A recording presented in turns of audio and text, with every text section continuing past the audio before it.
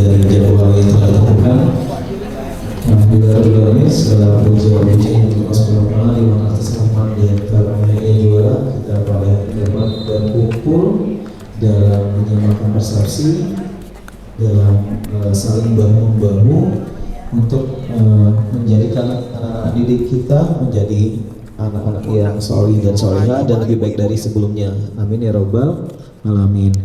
Salawat dan salam tak lupa kita haturkan kepada junjungan kita Nabi besar Muhammad sallallahu alaihi wasallam. Bapak Ibu semuanya, kami selaku guru-guru kelas 4 dan 5 mengucapkan terima kasih karena sudah datang.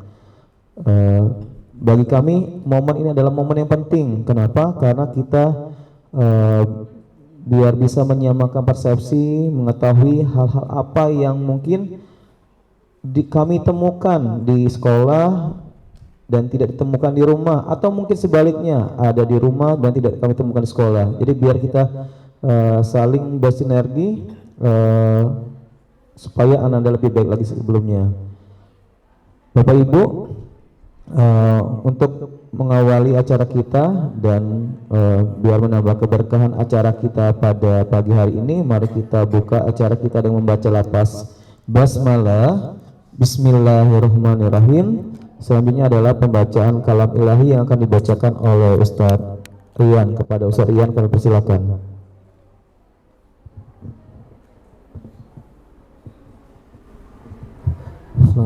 Assalamualaikum warahmatullahi wabarakatuh.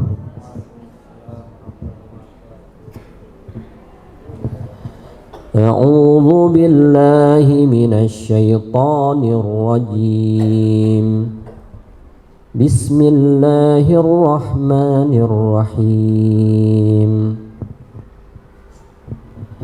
Yusabbihu lillahi ma fis samawati wa ma fil ardil malikil quddusil azizil hakim. Huwallazi ba'atsa fil ummiyina rasulan minhum yatlu 'alaihim ayatihi wa yuzakkihim wa yu'allimuhumul kitaba wal hikmah wa in kanu min qablu lafi dhalalin mubin wa akharina minhum lamma yalhaqu bihim wa huwal azizul hakim. Dzalika fadlullahi yu'tihi man yasha'u wallahu dzul fadlil azim. Mathalul ladzina hummilut tawrata thumma lam yahmiluha kamathalil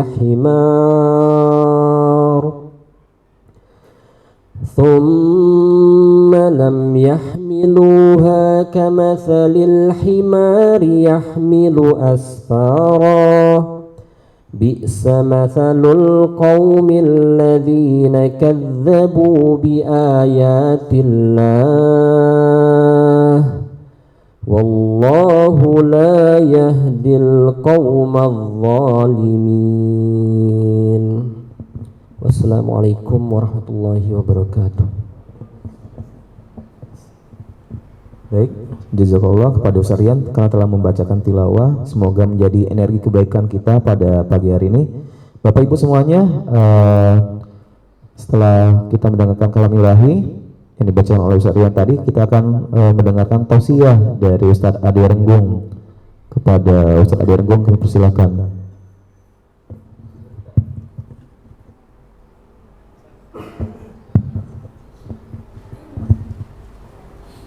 Bismillahirrahmanirrahim. Izin Bapak Ibu sekalian, kami ada amanah ini untuk menyampaikan tausiah.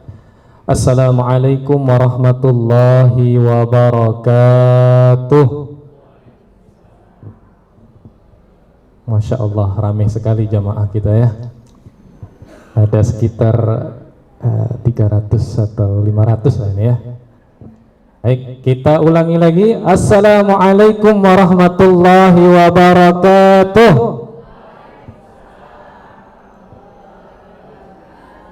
Bertambah menjadi 1000 jamaah kita.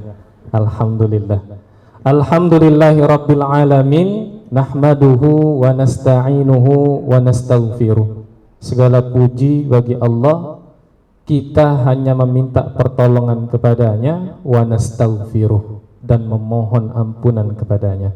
Wa na'udzu billah min syururi anfusina. Lalu kita memohon perlindungan kepada Allah dari keburukan diri kita. Wa min syururi anfusina wa min sayyiati a'malina, dan dari keburukan amal-amal, dari keburukan pekerjaan kita yang mungkin salah. Wa min sayyiati a'malina may yahdihillahu fala mudhillalah. Barang siapa yang Allah kehendaki mendapatkan hidayah, maka tidak ada yang bisa menyesatkan kita. Tapi Allah ketika Dia menginginkan kita berbelok atau sesat ya, karena keinginan atau pilihan kita, maka tidak akan bisa satu orang pun akan memberikan hidayah kepada kita semua. Allahumma salli ala Sayyidina Muhammad wa ala ali Sayyidina Muhammad. Salawat selalu kita basahi lisan kita untuk senantiasa bersolawat, dan bentuk ikrar kita, bentuk kesungguhan kita, mudah-mudahan kita mampu menjalankan sunnah-sunnah yang dicontohkan baginda Rasulullah SAW. Mudah-mudahan itu semua menjadi bentuk kecintaan kita kepada baginda Rasulullah SAW. Bapak Ibu yang dirahmati oleh Allah Subhanahu wa taala, sedikit tausiah. Adapun nasihat ini adalah nasihat untuk kami pribadi dan nasihat untuk Bapak Ibu sekalian dan para hadirin yang hadir pada aula pada hari ini. Bapak Ibu sekalian, benar sekali dalam surah Al-Asr itu, surat yang pendek yang mungkin sudah hafal semua Bapak Ibu sekalian. Anak-anak kita ngelotok hafalnya. Biasa dibaca ketika akhir berdoa atau akhir ketika ingin pulang ke rumah. A'udzu billahi minasyaitonir rajim. Bismillahirrahmanirrahim. Wal 'asr. Demi waktu. Ketika Allah sang pencipta itu bersumpah, maka sumpahnya dengan ciptaan-ciptaannya. Wasyamsi wa duhaha, demi matahari. Wal qamar, demi bulan. Itu Allah bersumpah dengan keagungan ciptaannya. Tetapi kalau kita manusia, kita bersumpah dengan pencipta kita. Wallahi, tallahi, billahi, demi Allah. Kalau kata kita demi Allah.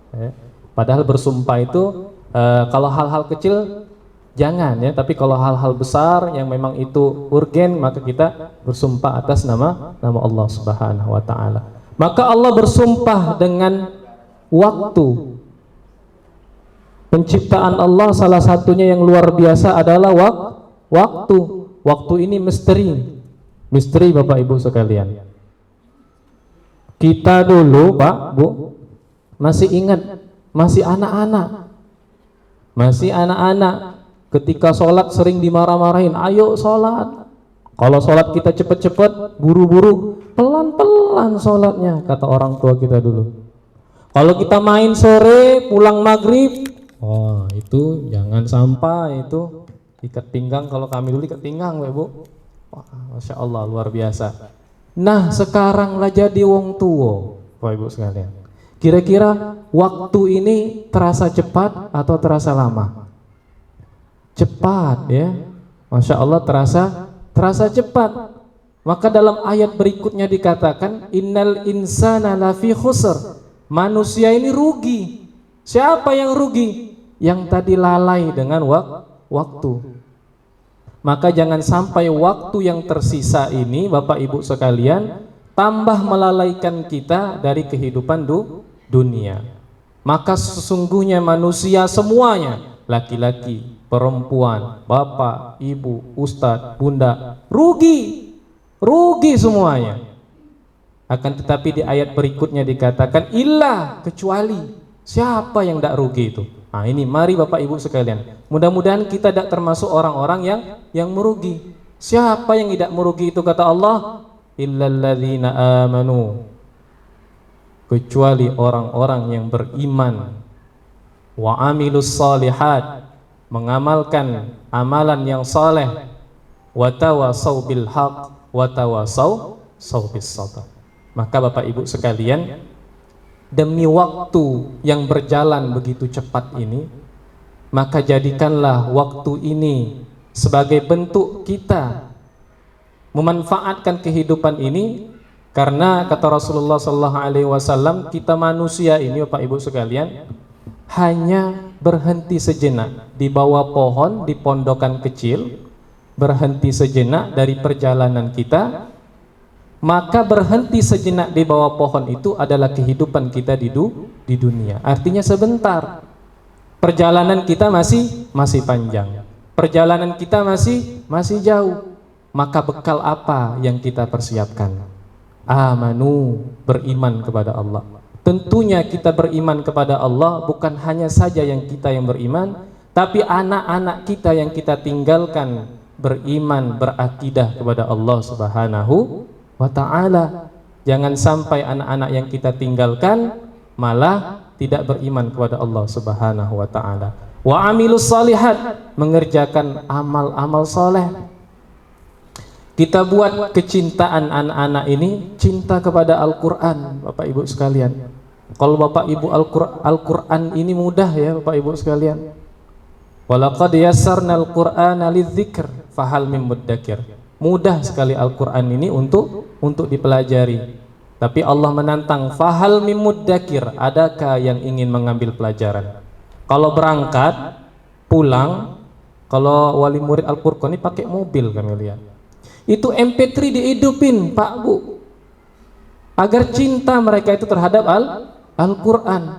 Kami dulu ingat kalau masih anak-anak Bapak Ibu, orang tua kami itu pakai kaset ya dulu, dengerin kami itu nasyid yang tentang sholat. Walaupun hidup 1000 tahun kalau tak sembahyang apa gunanya. Itu terngiang-ngiang lagu itu. Nasyid itu terngiang-ngiang. Oh kalau kita ini sudah berumur, walaupun sudah berapa tahun, tapi kalau kita tidak sholat, rugi. Bila Israel datang memanggil, jasad terbujur di pembaringan. Dulu tidak ngerti Pak Ibu, apa maksud lagu ini. Waktu sudah tua, oh bila Israel datang memanggil, jasad artinya sudah meninggal, jasad terbujur di pembaringan sudah meninggal. Sampai sekarang terngiang-ngiang. Nah bagaimana Pak Ibu kita ciptakan anak-anak kita ini cinta terhadap Islam, cinta kepada Allah, cinta kepada Al-Quran. Minimal mereka itu terbiasa dengan Al-Quran. Ketika mereka besar, ketika remaja, maka bacaan Al-Quran itu mereka rindukan. Bukan game yang mereka rindukan, bukan nasyid atau lagu-lagu yang tidak diharapkan yang mereka rindukan.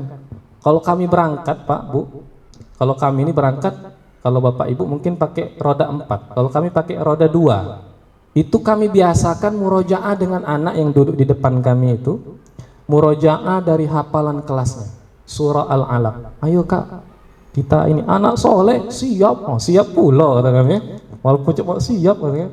Bagaimana duduknya? Beginilah caranya ya Kak, kita baca Kak. Iqra bismi rabbikal ladzi khalaq. Ten klakson kanan kiri ya.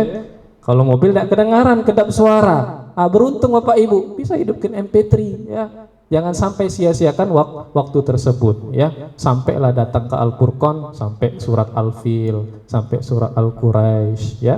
Walaupun itu tidak maksimal tapi tetap kita biasakan.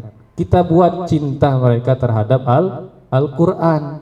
Salat ini pondasi awal.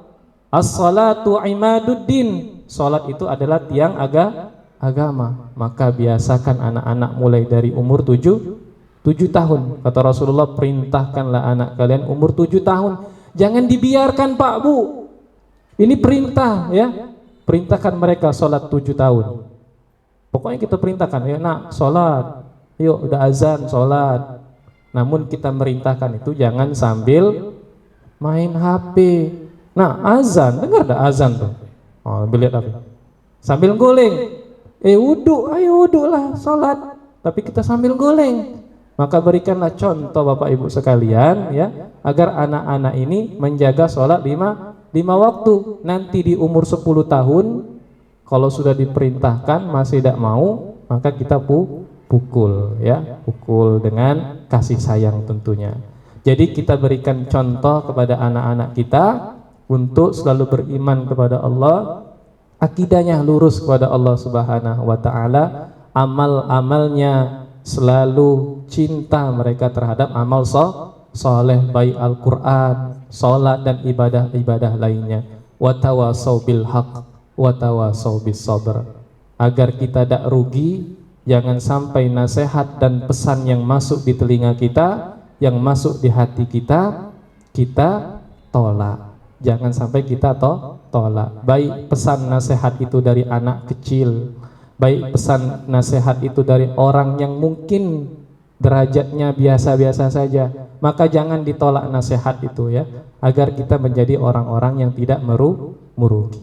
Mungkin hanya itu saja Bapak Ibu, nasihat untuk kami pribadi dan Bapak Ibu sekalian. Mudah-mudahan yang sedikit ini bermanfaat bagi kami pribadi, kepada Bapak Ibu juga mudah-mudahan menjadikan ilmu yang bermanfaat. Lebih dan kurang kami mohon maaf, kepada Allah mohon ampun. Billahi taufiq wal hidayah. Wassalamualaikum warahmatullahi wabarakatuh. Baik, terima kasih Ustaz Ade. Jazakallah, tausiahnya singkat, padat dan mengena. Langsung to the point, langsung tentang perbaikan kita ke depannya. Baik Bapak Ibu, kita dengarkan pengarahan dari kepala sekolah kita kepada Bunda Mona Maulina, SPD MPD GR. Kami persilakan.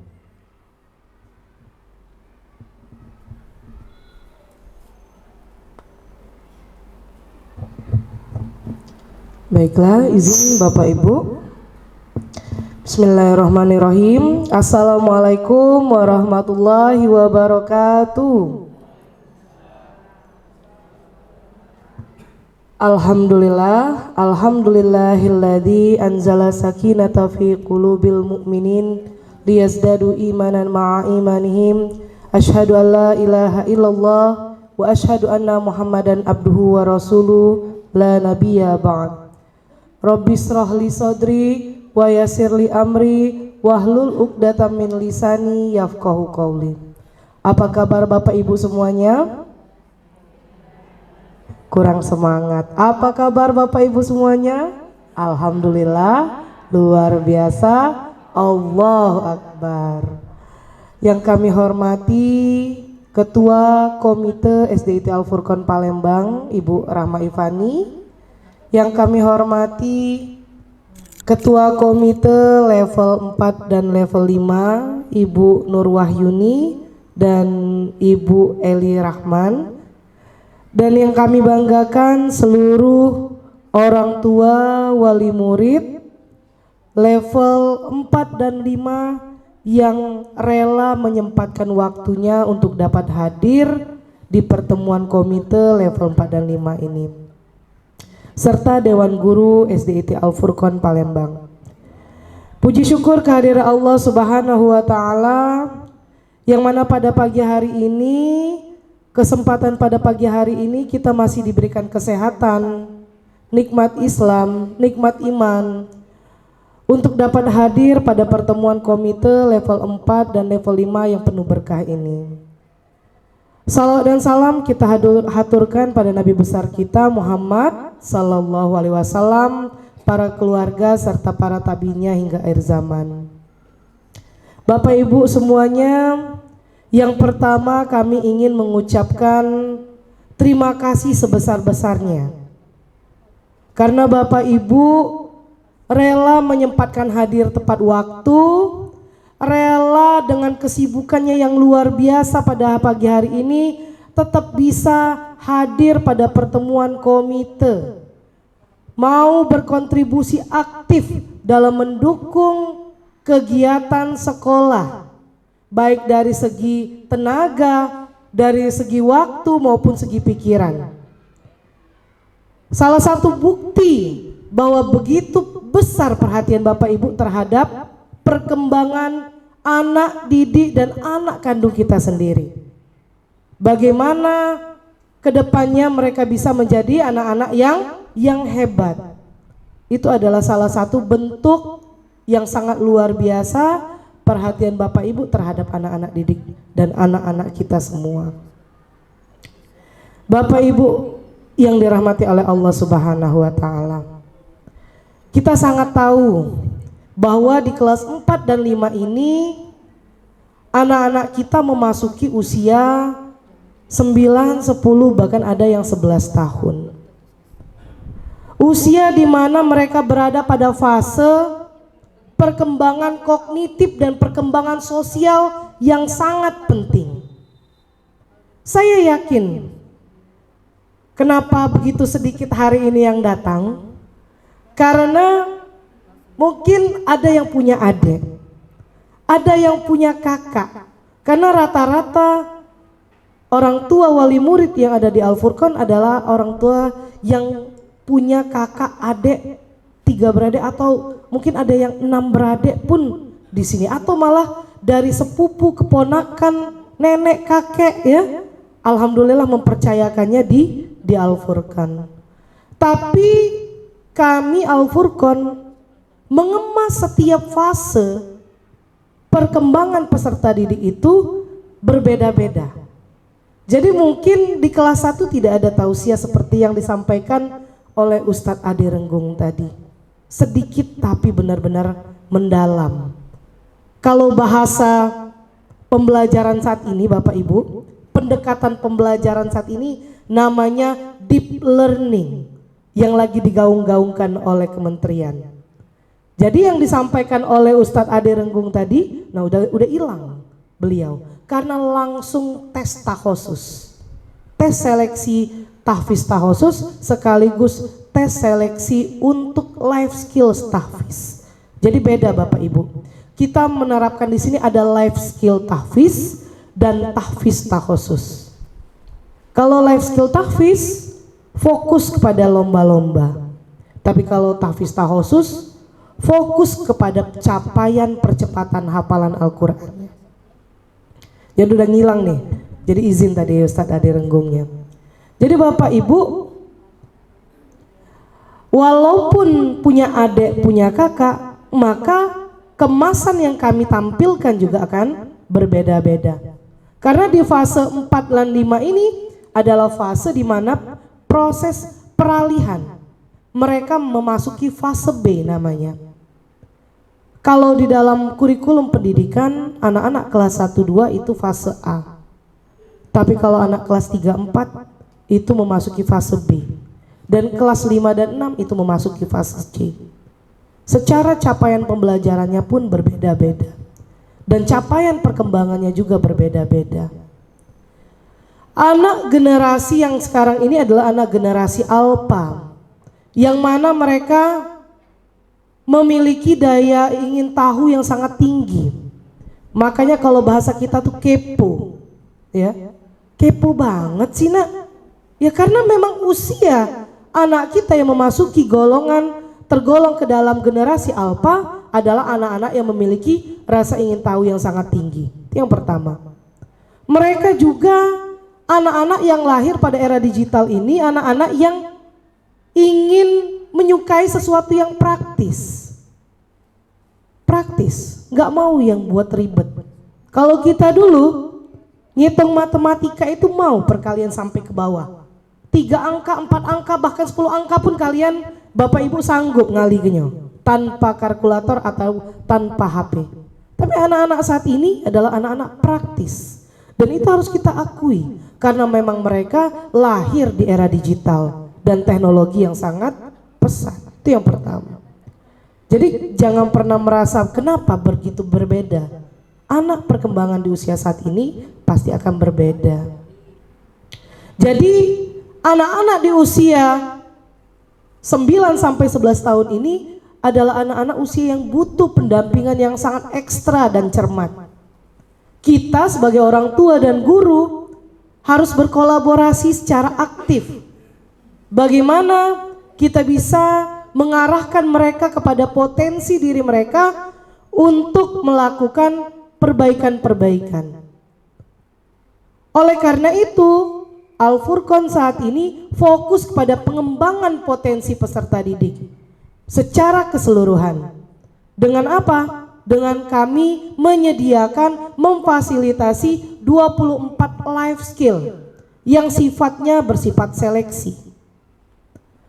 Dan diizinkan untuk seluruh siswa dari kelas 1 sampai kelas 6 bisa mengikuti kegiatan tersebut.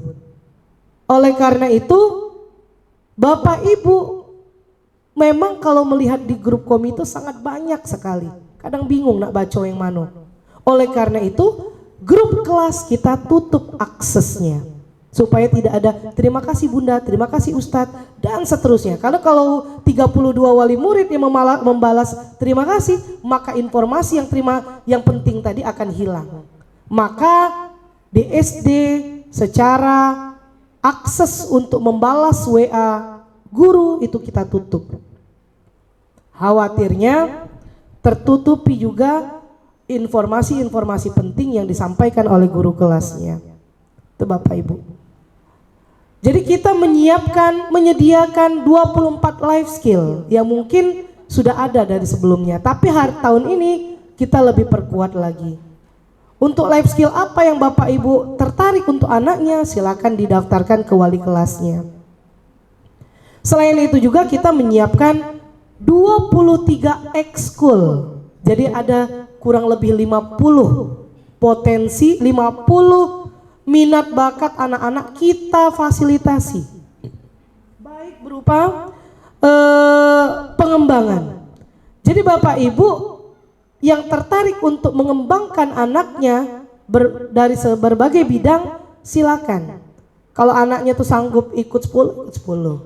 Tinggal jangan pernah, kita ini terkadang bahasa Aba Ihsan kemarin pelatihan, kita menginginkan anak kita hafal Al-Quran, ya, tetapi kita sendiri untuk menghafalnya juga sangat sulit. Artinya pada saat kita mentargetkan anak kita untuk bisa menjadi juara, maka salah satu tujuan kita juga bagaimana kita menanamkan ke diri kita untuk memotivasi mereka, menguatkan mereka, membimbing mereka bersama-sama tanpa menuntut mereka.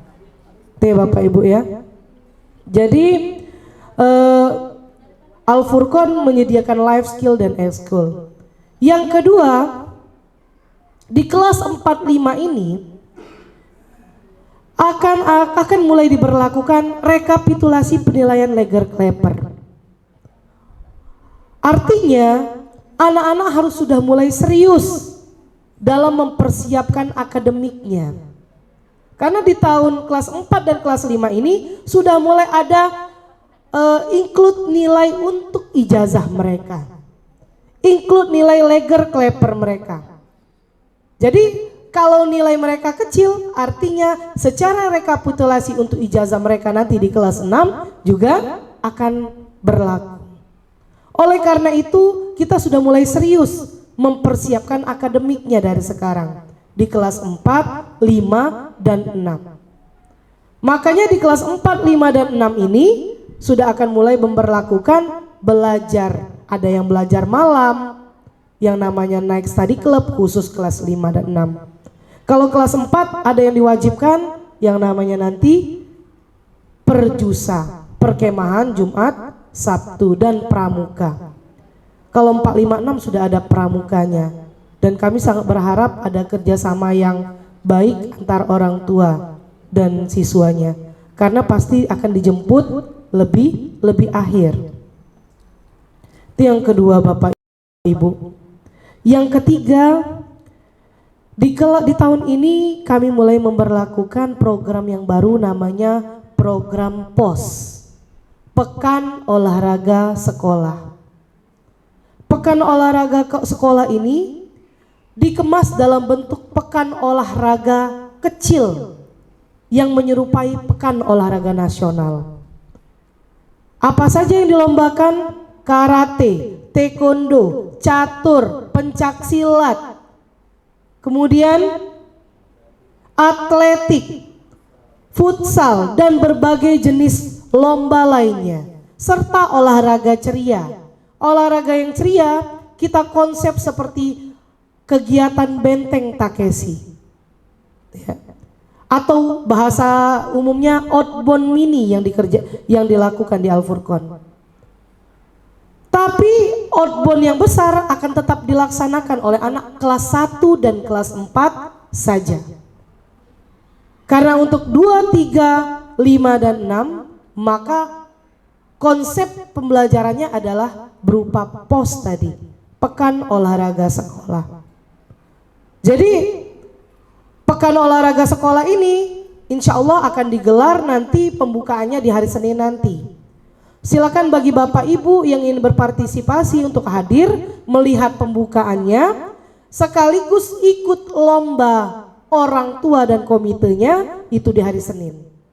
Jadi akan ada lomba komite berupa lomba bola tangan namanya ya. Jadi kalau komite Bapak Ibu yang tertarik, setelah lomba siswa akan ada lomba komite. Selama 1 pekan tersebut anak-anak pulang lebih cepat, dari jam 8 sampai jam setengah 12. Karena memang fokus kita di tahun ini, fokus kita ke depannya itu adalah bagaimana menumbuhkan 8 karakter profil lulusan yang diinginkan oleh kementerian. Jangan hanya fokus ke akademik saja, tapi juga fokus kepada emosionalnya dan juga spiritualnya. Ketiga itu harus imbang. Maka Al-Furqan menerapkan fokus kepada ketiga komponen tersebut. Apalagi ada 2 tambahan dari kementerian.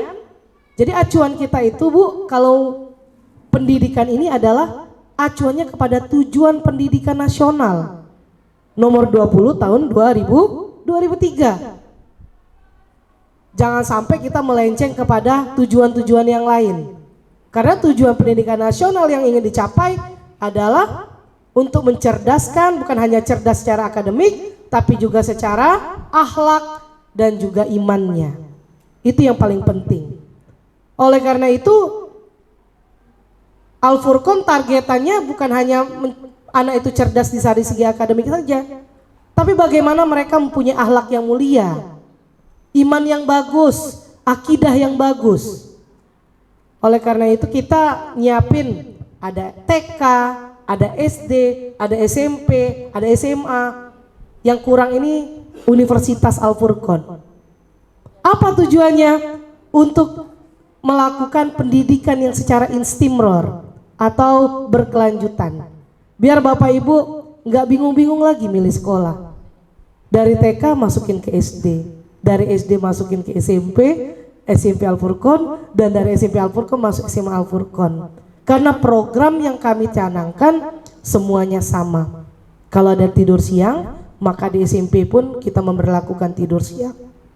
Karena yang program kementerian tadi ada kesehatan. Daripada anak tidur di kelas, kecapean, dari pagi sampai sore belajar, maka kita luangkan 30 menit atau 40 menit untuk tidur siang. Dan ternyata walaupun 40 menit Bapak Ibu, biar Bapak Ibu tahu, anak-anak ngorok di kelas. Nyenyak banget tidurnya. Sampai anak-anak tuh bingung. Ya. Tapi karena mereka udah saling tahu, sama-sama ngorok, jadi nggak saling kepo tadi ya, walaupun mereka berada di generasi alfa tadi. Itu juga ngorok, jadi nggak malu tidurnya. Karena memang mereka tidur beneran, bukan tidur ecak-ecak lagi kalau bahasa kita nih. Tidur beneran. Dan 40 menit adalah tidur yang sangat efektif di siang hari. Berdasarkan penelitian kesehatan ya Bapak Ibu ya, bukan berdasarkan Buna Mona. Jadi kami cari dulu referensi Bapak Ibu. Sebelum mengadakan kegiatan, kami cari dulu referensi. Jangan sampai 30 menit atau 40 menit itu tidak efektif bagi siswa dan hanya akan membuat tambah lelah siswa. Namun secara ilmu kesehatannya juga ternyata secara penelitiannya ya memang 40 menit adalah waktu efektif untuk menghilangkan kecapean sejenak bagi peserta didik kita. Jadi Bapak Ibu sekalian, ditunggu kehadirannya di pos ya. Jam 7.15 sudah pembukaan kita. Bu Rahma mohon diajak tim-tim komite dan orang tua yang lain untuk dapat berpartisipasi di kegiatan pos. Jadi bukan sepak bola tapi bola tangan. Ketuanya itu Bunda Ana. Jadi Bunda Ana ketua pos. Untuk kelas 2 dan 6 kalau nggak salah olahraga cerianya dilaksanakan di hari Selasa sampai Jumat. Di hari Senin sudah ada lomba-lombanya. Dan semua anak-anak kita nanti kontingen, masing-masing kontingen itu akan masuk nanti dari sini ya. Pakai baju merah putih Bapak Ibu. Begitupun siswa. Silakan dipersiapkan dengan aksesoris yang mendukung kemerdekaan kita. Jadi akan ada program pos itu. Selanjutnya perlu kami sampaikan juga bahwa di tahun ini tidak ada lagi yang namanya program P5.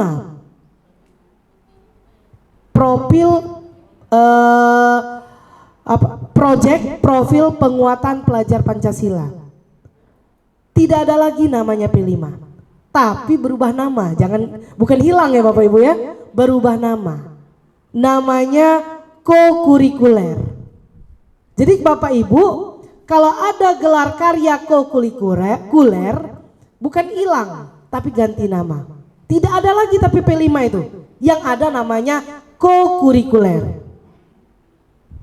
Rapotnya nanti tidak terpisah lagi Bapak Ibu dengan P5 dengan rapot intrakurikuler. Tapi dia jadi satu kesatuan dengan rapor intrakurikuler, tapi beda kolom. Beda kolom. Jadi nanti jangan nanya-nanya, kok rapotnya sekarang nggak ada lagi rapor P5?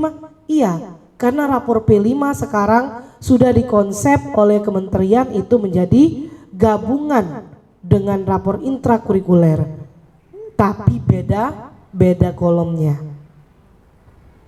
Jadi banyak perubahan di tahun ini, perubahan kebijakan dari pemerintah, tetapi kebanyakan hanya berganti nama atau istilah. Kurikulum tidak berubah Bapak Ibu, tetap kurikulum merdeka. Al-Furqan menerapkan kurikulum merdeka. Kurikulum merdeka itu fokus kepada materi yang esensial, fokus kepada potensi, minat, bakat peserta didik. Jadi bukan fokus kepada capaian buku, bukan capaian yang lain. Jadi pendekatan tahun ini namanya pendekatan deep learning atau pendekatan mendalam. Mungkin seperti itu Bapak Ibu. Informasi yang ketiga yang Bunda sampaikan selanjutnya adalah tentang sistem penerimaan murid baru. Sistem penerimaan murid baru saat ini sudah mulai berlaku secara online kalau yang negeri Bapak Ibu. Baik itu mulai dari SD ke SMP atau dari TK ke SD, wajib belajar 13 tahun. Jadi kalau mau masuk SD tahun ini wajib TK. Kalau nggak ada ijazah TK nggak bisa. Jadi TK itu wajib sekarang Bu, karena sudah wajib belajar 13 tahun. Oleh karena itu Bapak Ibu, untuk SPMB negeri itu kalau Bapak Ibu tertarik ke negeri, dia ada 4 jalurnya. Jalur domisili, jalur afirmasi, jalur mutasi, dan jalur prestasi. Kalau mau jalur prestasi, mulai dipersiapkan dari kelas 4. Karena yang diberlakukan oleh pemerintah kota itu dinilai dari kelas 4. bukan hanya prestasi yang bukan hanya prestasi juara kelas saja, tapi yang paling besar poinnya itu adalah prestasi-prestasi yang kita ikutkan tingkat kota, provinsi atau nasional, baik itu sifatnya akademik maupun non akademik. Nah, contohnya nanti ada kegiatan Entrepreneur Day Al-Furqon. Entrepreneur Day Al-Furqon itu tingkat provinsi. Jadi kalau menang entrepreneur itu poinnya besar banget kalau untuk prestasi. Mau masuk negeri atau mau masuk swasta, contohnya Al-Furqon. Kalau masuk Al-Furqon ada prestasinya, maka dapat diskon. Dapat diskonnya. Juara kelas ada prestasinya, dapat diskon lagi ke Al-Furqon. Hafal Al-Quran dapat diskon lagi ke Al-Furqon. Itu baru Al-Furqon. Nggak tahu kalau swasta yang lain Bapak Ibu, tapi hampir rata-rata. Negeri begitu juga negeri. Jadi silakan ditargetkan dari kelas 4 ini mulai diasah potensinya, apapun jenis kemampuan anak kita. Tidak semua anak kita pintar di akademik, maka kita tonjolkan di non akademiknya. Entah badminton, ini ada lomba nih, badminton. Al-Furqon ngadain badminton, ya. Insya Allah nanti di pos nanti pekan olahraga sekolah. Ibu-ibu yang anaknya ikut lomba boleh bawa umbul-umbul. Ayo memberikan semangat. Ya mungkin itu salah satu semangat dia nanti yang badminton tadi ya. Atau ada yang atletik lempar turbo ya. Lempar turbo tadi yang biasanya cuma ngelempar. Yang biasa anak suka lempar-lempar, ikutin lempar turbo Ibu, Bapak Ibu. Kayaknya calon juara itu ya. Berarti kan ada katarsis emosinya. Ya. Jadi Bapak Ibu, SPMB untuk tahun ini Al-Furqon akan dibuka pada tanggal 1 September 2025. Bagi yang punya adiknya yang TK atau mau masuk SD atau yang mau masuk SMP, kakaknya, maka sistem penerimaan murid baru di SDT Al-Furqon di SIP Al-Furqon tidak lewat online. Boleh lewat online, boleh lewat offline, atau boleh lewat wali kelasnya. Jadi bisa lewat manapun kalau kalian orang tua tertarik untuk memasukkan anaknya di Al-Furqon. Insya Allah di tanggal 1 September 2025 kita akan membuka kuotanya. Dan alhamdulillah di tahun ini SDIT Al-Furqon karena antusias wali murid yang begitu besar, kepercayaan wali murid yang begitu besar, salah satu ujian Al-Furqon juga. Jadi bukan sesuatu yang begitu membahagiakan, tetapi juga jadikan itu sebuah cobaan bagi kami bahwa kami harus terus meningkatkan kualitas dan mutu pendidikan yang ada di Al-Furqon. Jadi kami nggak mau terlena juga Bapak Ibu ya. Dengan banyaknya antusiasme orang tua untuk memasukkan anaknya ke Al-Furqon, di tahun ini Al-Furqon membuka 6 kelas. Seharusnya hanya boleh 4 kelas. Jadi perlu kami informasikan, sudah 2 tahun ini Kementerian memberlakukan hanya boleh setiap sekolah SD, jenjang sekolah dasar, hanya boleh membuka 4 kelas. Dengan jumlah anak setiap kelasnya hanya 28. Tapi Al-Furqon karena banyak minatnya, maka mengirimkan surat ke kementerian. Jadi kami mengirimkan surat ke kementerian melalui Dinas Pendidikan, ya, mengajukan kuota tambahan sebanyak 2 kelas menjadi 6 kelas di tahun ini. Karena waiting list kami kurang lebih hampir 100 orang untuk masuk ke Al-Furqon kemarin. Jadi mohon doanya Bapak Ibu, kami tetap istiqomah untuk menjaga kualitas kami. Sedangkan yang mau kami terima kemarin hanya 32 anak saja. Itu. Dan insya Allah di tahun ini kami informasikan dari sekarang. Karena beberapa wali murid yang ketinggalan informasi ternyata adalah wali murid Al-Furqon itu sendiri. Jadi bukan wali murid luar, tapi wali murid Al-Furqon. Baru tahu di bulan Maret Bu, sudah habis ya? Sudah habis, Ma. Mohon maaf. Jadi memang kalau tidak ada yang mutasi atau membatalkan diri, kami tidak bisa membuka kuotanya. Begitupun SMP. Di tahun ini SMP membuka 6 kelas dengan total siswa 32. Jumlah SMP di tahun ini ada 192 siswa. Bedanya SD dengan SMP Bapak Ibu, kalau Al-Furqan itu sudah membedakan antara ikhwan dan akhwat. Kalau SD masih gabung ikhwan akhwatnya karena masih kecil anak-anaknya. Tapi kalau di SMP kelasnya sudah berbeda. 3 kelas ikhwan, 3 kelas akhwat. Jadi kalau ikhwannya sudah penuh, maka ditutup walaupun masih ada kelas kosong di akhwat tadi. Oleh karena itu silakan mulai didaftarkan dari sekarang. Walaupun dari kelas 5 sudah bisa waiting list dari sekarang. Ya, udah mulai buat catatan mau masuk Al-Furqan.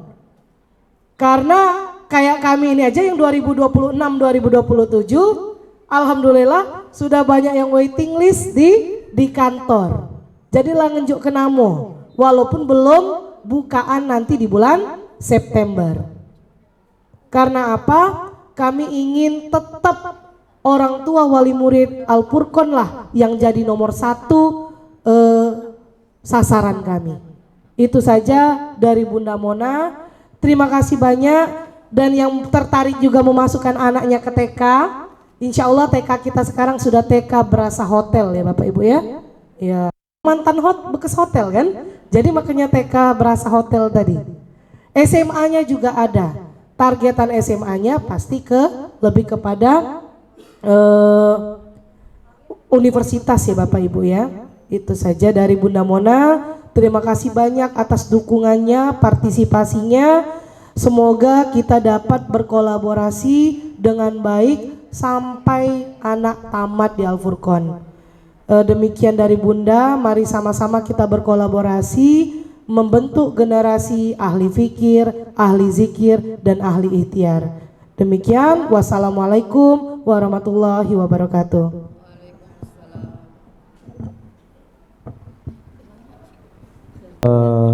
Lebih mengetahui lebih dalam kegiatan level 4 dan 5 serta laporan perkembangan Ananda di level 4 dan 5. Nah, kita akan mendengarkan penyampaian yang akan disampaikan oleh Ketua level 4 yaitu Ustadz Weki Pradinata. Kepada Ustadz Weki, kami persilakan.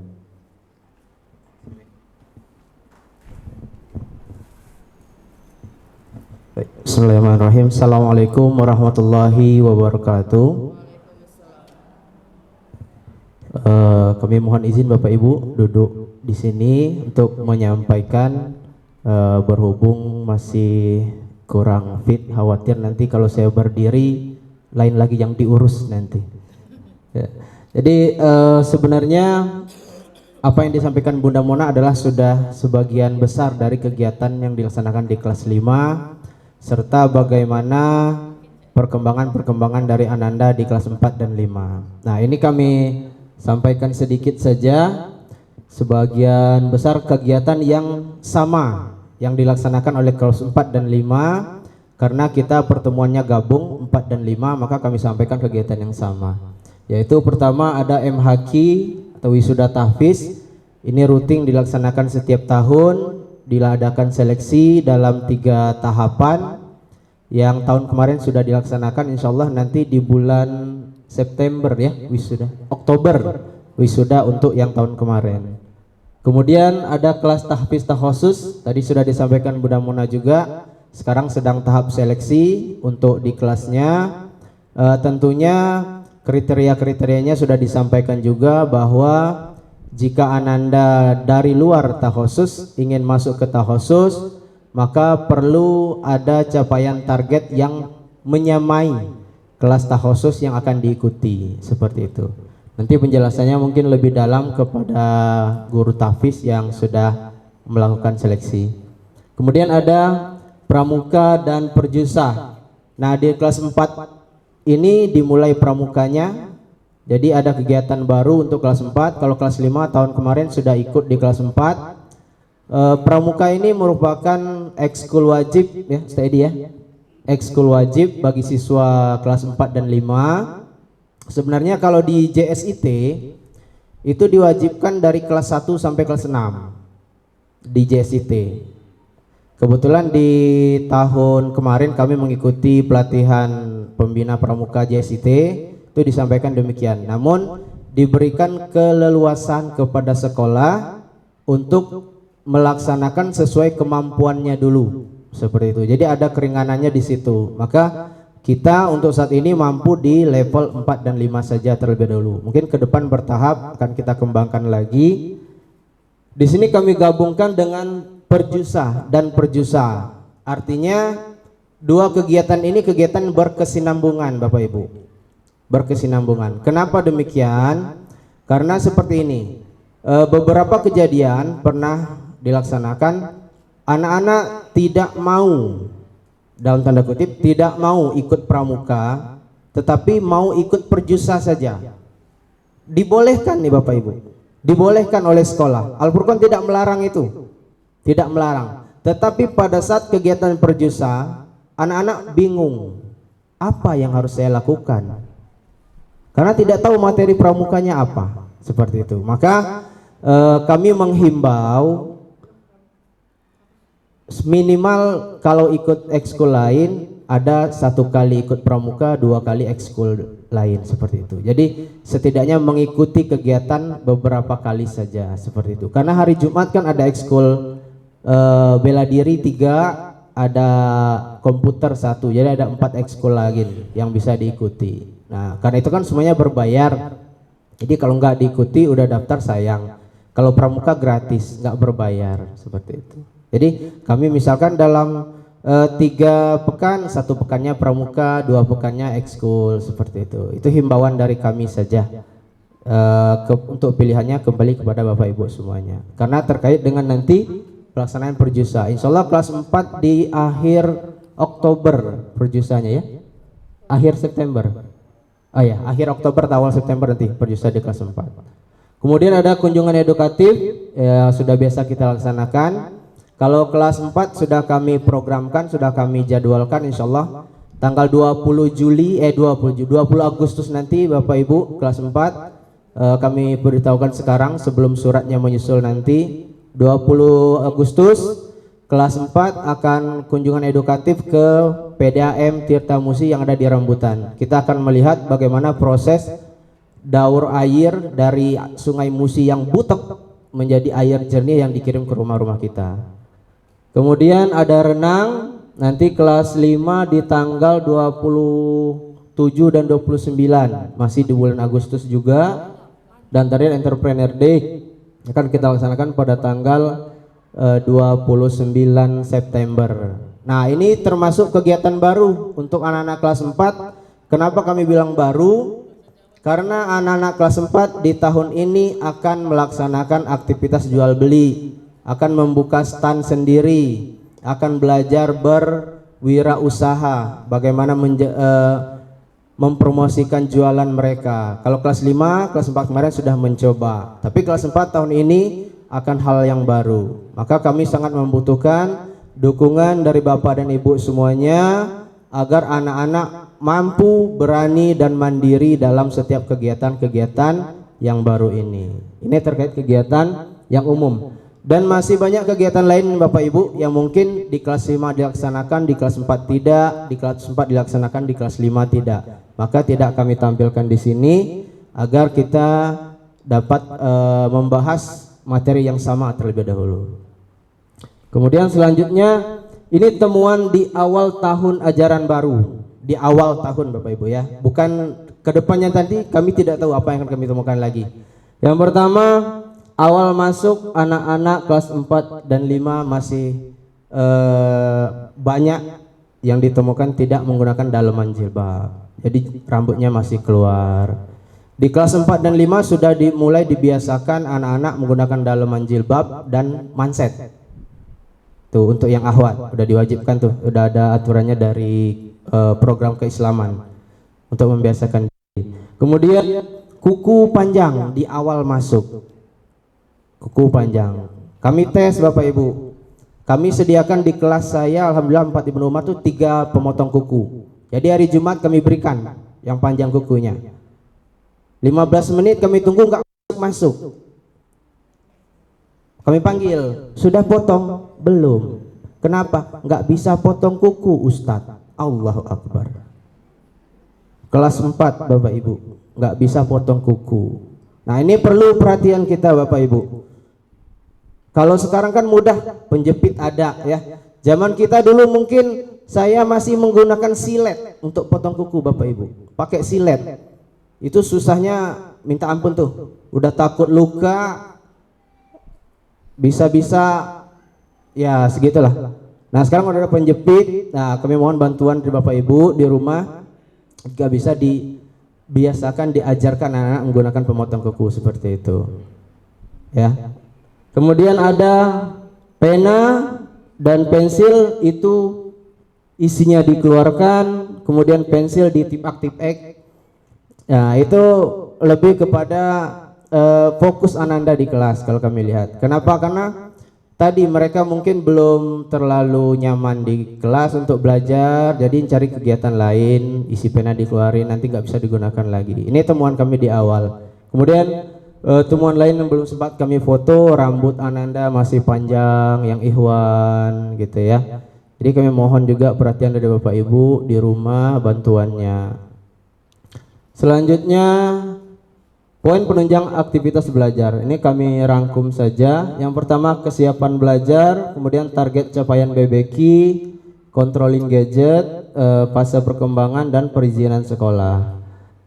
Kesiapan belajar, kalau dari kami pribadi bukan hanya sekedar pensil, pena, buku dan lain sebagainya, tetapi juga fisik dan mentalnya juga harus siap. Contoh kami sampaikan di sini, seragam tidak kesempitan. Itu kesiapan belajar Bapak Ibu.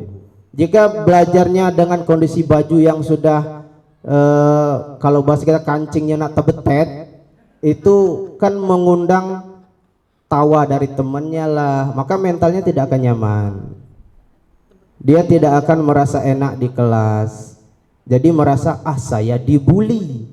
Nah, anak-anak sekarang tuh gampang seperti itu Bapak Ibu. Jadi sekecil apapun dia mendapat ketidaknyamanan dari orang lain, dia akan langsung menyatakan dia dibully. Padahal yang namanya bully itu kan ada satu bahasan yang lebih luas lah. Nanti dibahas oleh Bunda Medi, mungkin sedikit oleh Bunda Ari gitu ya. Padahal temannya ketawa karena kejadian mungkin bagian belakang bajunya terangkat karena baju kesempitan. Tertawa sedikit temannya, aku dibully. Padahal kita zaman dulu kan tidak seperti itu Bapak Ibu ya. Sudah kadang diolok-olok, ya biasa saja.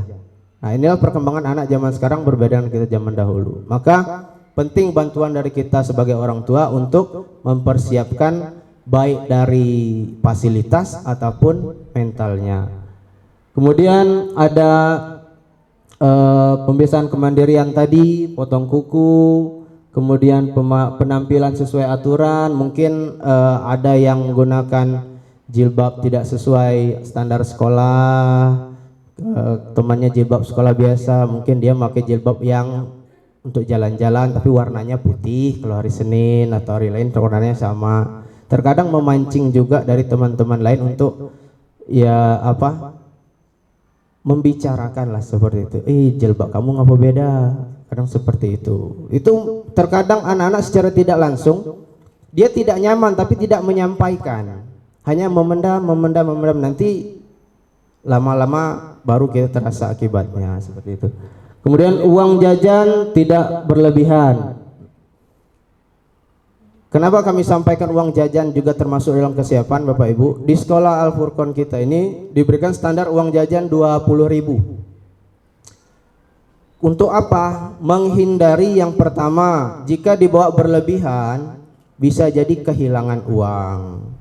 Kemudian bisa jadi nanti anak-anak ini kan tanggung jawabnya belum maksimal. Bukan tidak ada, sudah ada Bapak Ibu, tapi belum maksimal. Nah, dia kadang teledor, jatuh segala macam, nanti nggak jadi jajannya. Bawa uang 50.000, kita tidak tahu anak zaman sekarang pemikirannya bagaimana. Kadang lihat, ih uangnya banyak. Adalah teman-teman dekat-dekat tuh, traktir dong segala macam. Kadang dia nggak nyaman, tidak mau, tetapi karena temannya mendesak segala macam, udah jajanin aja biar berteman. Nah, banyak hal-hal yang memancing anak-anak untuk merasakan hal yang tidak nyaman dan aman di sekolah dari kesiapan belajarnya sendiri. Kemudian target capaian BBQ. Nah, saat naik ke kelas 4, kita menargetkan di Al-Furqan itu semuanya sudah Al-Quran. Itu target kita Bapak dan Ibu. Namun pada kenyataannya masih ada beberapa dari anak-anak, dari murid-murid yang belum bisa membaca Al-Quran. Apakah itu kita kesampingkan? Tentu tidak. Di kelas 4 justru dilakukan percepatan. Bagaimana percepatannya? Yang Iqra itu dikumpulkan sesama Iqra hanya dibatasi sampai 5 orang saja, dibimbing oleh satu guru supaya mengajinya lebih banyak, lebih intens gitu. Jadi kalau kelas 3 di kelas mungkin 2 guru, seluruh siswa bagi 2, mungkin 15 per guru. Di kelas 4 kita hanya bagi 5 maksimal siswa per guru, jadi lebih cepat. Alhamdulillah tahun kemarin Ustadz diamanahkan ngajar BBQ di kelas 4, itu 5 orang siswa Iqra, itu 4-nya Quran dalam 3 bulan, satunya masih belum memang, tapi dari 5, 4-nya langsung Quran dalam 3 bulan. Ini program percepatan yang dilakukan oleh Al-Furqan. Nah, kenapa harus Al-Quran? Yang pertama, pembelajaran BBQ sudah bertarget bacaan halaman. Jadi yang Al-Quran itu sudah dikelompokkan sekitar 14 orang, dibimbing 2 guru. Nanti mereka akan membaca target, misalkan kelas 4 ini 2 halaman per orang. Tetap dibimbing per anaknya, dipanggil satu persatu, tapi sudah bertarget. Tujuannya apa? Membiasakan mereka membaca Quran lebih banyak dan bisa khatam, seperti itu. Kemudian dalam pembelajaran lain apa gunanya? Bahasa Arab di kelas 4 itu sudah mendalam Bapak Ibu. Sudah sangat sedikit Latin, bahkan tidak ada. Jadi ujiannya bahkan menulisnya bahasa Arab sudah. Maka sangat penting jika anak Anda sudah bisa membaca Al-Quran, akan sangat membantu hal itu. Kemudian yang selanjutnya, controlling gadget. Kenapa kami selalu menyampaikan kepada orang tua agar memantau penggunaan HP anak Anda atau gadgetnya? Kami di sekolah setiap hari Bapak Ibu mengingatkan anak-anak menggunakan gadget itu positif, jangan hal-hal yang negatif. Main game boleh tapi batasi waktu. Kita tidak mungkin mengatakan sekarang tidak ada game, tidak mungkin Bapak Ibu. Anak kita bukan hidup di hutan, bukan hidup di zaman purba. Ya, dia bercerita di kelas, temannya cerita game Roblox ini segala macam, dia diam saja. Kita kasihan Bapak Ibu. Saya yakin itu. Saya yakin itu. Ya. Jadi kalau saya pribadi boleh, tapi ada jamnya seperti itu. Maka perlu kita batasi, kita awasi seperti itu. Kenapa? Perilaku anak sekarang bermain kasar, tendang, pukul segala macam. Dari mana didapat? Dari game, tontonan. Kemudian lisan, ucapannya berkata kasar. Terkadang karena dia melihat para gamers yang membuat video YouTube ya sambil main game, itu kan ucapannya nggak jelas Bapak Ibu ya. Keluarlah segala isi kebun binatang tuh. Nah, mereka karena sering mendengar itu, tidak sengaja di kelas bermain dengan temannya, keluarlah ucapan tersebut. Seperti itu. Kadang kan bahkan mohon maaf sekali. Terkadang ada kalau yang sudah berlebihan menyebutkan nama kelamin. Mohon maaf sekali Bapak Ibu. Ya. Itu sudah sangat berlebihan. Maka penting sekali peran Bapak Ibu di rumah untuk mengontrol. Kami di sekolah hanya mampu sebatas menyampaikan. Karena controlling utuh gadget Ananda ada pada Bapak dan Ibu. Saya pernah di kelas 5 2 tahun yang lalu. Saya pura-pura minta tolong ajari Ustadz main game gitu. Diajari sama anak-anak itu. Ini Ustadz, nih dia download, nih gini. Oke. Tolong dong temenan akunnya, temenan. Tujuannya apa? Saya coba tuh 1 malam buka. Oh, ketahuan masih jam 1 malam Bapak Ibu. Masih main game mereka Bapak Ibu. Masih online mereka Bapak Ibu. Nah, itu yang dikhawatirkan. Kemudian fase perkembangan. Nah, ini yang amat penting menurut kami, cukup penting. Kenapa Bapak Ibu? Di kelas 4 dan 5 ini perubahan fisik dan fase apa namanya ya? Ustadz juga kurang tahu jelas. Yang jelas menuju balik hormon gitu ya, perubahan hormon menuju masa pubertas anak-anak. Kelas 4 tahun ini ada 3 orang Bapak Ibu yang sudah akil balik untuk yang ahwat. 3 orang kelas 4. Kelas 5 pasti sudah lebih banyak. Maka perlu bantuan dari Bapak Ibu yang punya anak perempuan. Pertama mempersiapkan, mohon maaf saya tulis tuh pembalutnya. Ya, kita bahasanya ini saja Bapak Ibu ya, biar kalau istilah-istilah nanti nggak kena gitu. Kemudian mengajari cara menggunakan dan membersihkannya. Ya, Bunda Nursia tuh pengalaman tuh. Ya, ada anak yang baru, gini nak, diajak Bunda Nursia anak-anak tuh ke toilet, gini cara nyucinya. Diajari Bunda Nursia di toilet. Mana Bunda Nursia tuh? Di belakang ya. Ada ya. Diajari oleh Bunda Nursia Bapak Ibu. Di toilet ini cara nyucinya, ini nggak boleh dibuang di kloset. Kamu bungkus plastik, bawa pulang, nanti taruh di tempat sampah. Itu Bunda Nursia Bapak Ibu. Ya. Kemudian memperhatikan lamanya masa haid untuk kesehatannya. Nanti di sekolah akan ada kartu controlling haid dari keislaman. Supaya apa? Supaya kami juga bisa memantau ini Ananda benar-benar masih dalam masanya apa tidak. Karena berkaitan dengan sholat. Ada beberapa, mohon maaf, beberapa ya, sebagian kecil. Sholatnya masih haid Ustadz. 1 pekan lagi, sholat nak masih haid. 2 pekan masih haid. Nah, haid apa 2 pekan? Gitu ya. Kita orang tua kan tahu fase lah gitu kan, meskipun ya ustadz nih laki-laki juga tahu fase karena punya istri gitu kan. Jadi ketika ditegur di lapangan alasannya ya gitu terus. Maka kami lakukan pengontrolan ini. Kalau tidak salah juga Ustadz kebetulan dari 2018 sampai sekarang itu nggak berhenti dari kelas 45. Jadi banyak pengalaman di situ. Di tahun 2021 kalau tidak salah itu ada salah satu guru, karena Ananda perempuan ini menyatakan haid terus, hingga Bunda ini, ayo Bunda mau cek betul, dibawa ke toilet, terbukti sudah tidak ada lagi seperti itu. Ya. Kemudian yang kelima, perizinan sekolah. Ini yang terakhir Bapak Ibu. Perizinan sekolah sebenarnya tidak dilarang, tetapi ada beberapa kerugian yang bagi Ananda. Yang pertama, tertinggal materi pelajaran. Itu kecuali sakit Bapak Ibu ya. Sakit itu sudah bukan kuasa kita gitu ya. Tapi yang izin Ustadz, ada urusan keluarga, izin Ustadz, omnya nikah di Jakarta gitu kan. Kemudian materi di GC kadang tidak dibuka ya, kemudian tugas ketinggalan banyak hingga Ananda tidak fokus untuk melanjutkan pelajaran materi selanjutnya. Dia fokus ngerjain tugas saja tuh kan, kita kasihan seperti itu.